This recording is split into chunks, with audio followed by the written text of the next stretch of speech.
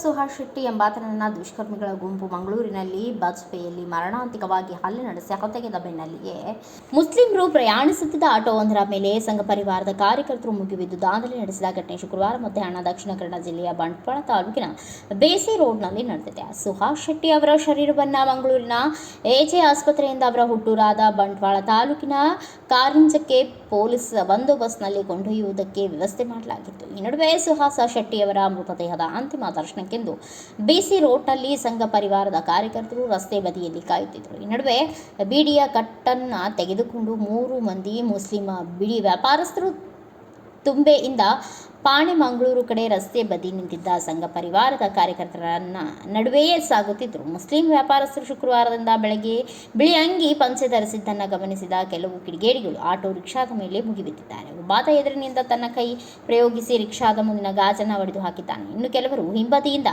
ದಾಳಿ ನಡೆಸಿದ್ದಾರೆ. ಇದನ್ನ ಕೂಡಲೇ ಗಮನಿಸಿದ ಘಟನಾ ಸ್ಥಳದಲ್ಲಿ ಬಂದೋಬಸ್ತ್ನಲ್ಲಿದ್ದ ಕೆಲವು ಪೊಲೀಸ್ ಅಧಿಕಾರಿಗಳು ರಿಕ್ಷಾದಲ್ಲಿದ್ದವರಿಗೆ ಹಲ್ಲೆ ನಡೆಸಿದ್ದನ್ನು ತಪ್ಪಿಸಿಕೊಂಡಿದ್ದಾರೆ.